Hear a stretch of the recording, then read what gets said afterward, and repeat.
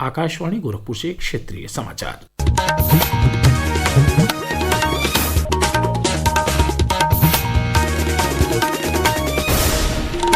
नमस्कार, समाचार बुलेटिन के साथ मैं वेद प्रकाश पाठक। केंद्रीय गृह मंत्री अमित शाह ने कहा है कि ऑपरेशन सिंदूर पहलगाम हमले का जवाब है और आज दुनिया भारतीय सशस्त्र बलों की वीरता की प्रशंसा कर रही है। सरकार की मजबूत राजनीतिक इच्छा शक्ति और खुफिया एजेंसियों की अचूक सूचना तथा सशस्त्र बलों द्वारा घातक कार्रवाई के कारण यह संभव हुआ है। नई दिल्ली में सीमा सुरक्षा बल अलंकरण समारोह को संबोधित करते हुए उन्होंने यह बातें कही।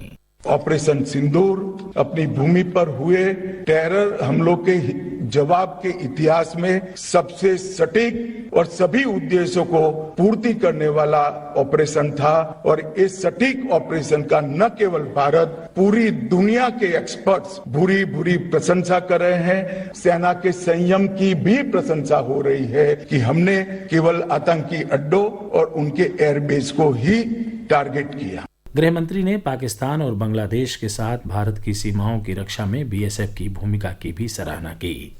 ऑपरेशन सिंदूर की सफलता से उत्साहित समग्र राष्ट्र भारतीय जवानों के शौर्य और साहस को नमन कर रहा है।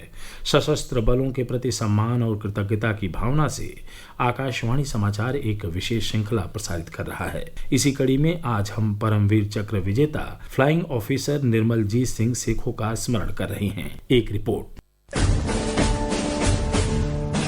पंजाब के लुधियाना जिले में जन्मे फ्लाइंग ऑफिसर निर्मलजीत सिंह सेखों को जून 1967 में भारतीय वायुसेना में नियुक्ति मिली। वे घाटी की हवाई रक्षा के लिए श्रीनगर स्थित ग्नेट टुकड़ी में पायलट थे। 14 दिसंबर 1971 को श्रीनगर एयरफील्ड पर 6 पाकिस्तानी सेबर जेट विमानों के एक समूह ने हमला किया। दुश्मन के विमान के ऊपर से उड़ान भरने की कोशिश करना जानलेवा खतरे को आमंत्रित करना था, लेकिन फ्लाइंग ऑफिसर सेखों ने अपनी सुरक्षा की परवाह किए बिना अपने ग्नेट को उड़ाकर 2 हमलावरों को उलझा दिया। उनके विमान पर आक्रमण में वे शहीद हो गए। फ्लाइंग ऑफिसर निर्मलजीत सिखों को सर्वोच्च वीरता, उड़ान कौशल और बलिदान के लिए मरणोपरांत परमवीर चक्र से सम्मानित किया गया। राष्ट्र उन्हें नमन करता है। अनुपम मिश्र, आकाशवाणी समाचार, दिल्ली।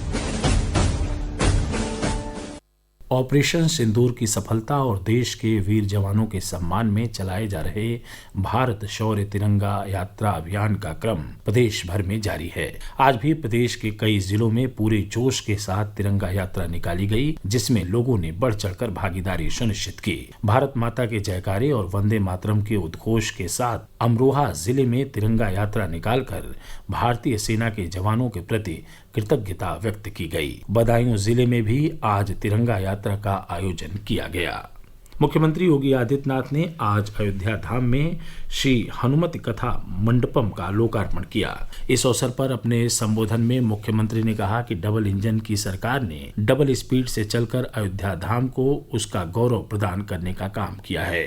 मुख्यमंत्री ने श्री राम मंदिर निर्माण के संकल्प को पूरा करने के लिए प्रधानमंत्री नरेंद्र मोदी के प्रयासों की चर्चा की। उन्होंने मंदिर निर्माण आंदोलन के प्रमुख ब्रह्मलीन संतों और दिवंगत नेताओं का उल्लेख करते हुए कहा कि उनकी पवित्र आत्माएं जहां कहीं भी होंगी, श्री अयोध्या धाम के वैभव को देखकर निश्चित ही उन्हें संतुष्टि का अनुभव हो रहा होगा।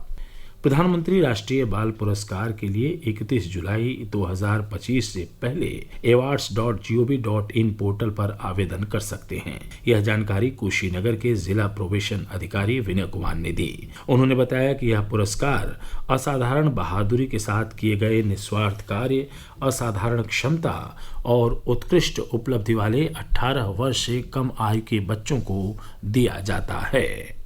लखनऊ के इकाना स्टेडियम में आईपीएल 2025 के लीग मुकाबले के अंतर्गत आज रॉयल चैलेंजर्स बेंगलुरु और सनराइजर्स हैदराबाद के टीमों के बीच मैच खेला जाएगा। यह मैच शाम 7:30 बजे से शुरू होगा। पहले इस मैच का आयोजन बेंगलुरु में होना था, लेकिन वहां का मौसम खराब होने के कारण इसे लखनऊ के स्टेडियम में कराने का निर्णय लिया गया है।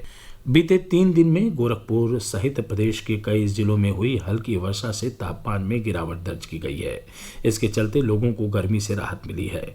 आज भी पूर्वी उत्तर प्रदेश के अधिकांश जिलों में आसमान में बादल छाए हुए हैं और हल्की से मध्यम हवा चल रही है। मौसम विभाग के अनुसार वर्षा की वायुमंडलीय परिस्थितियां अभी भी बनी हुई हैं।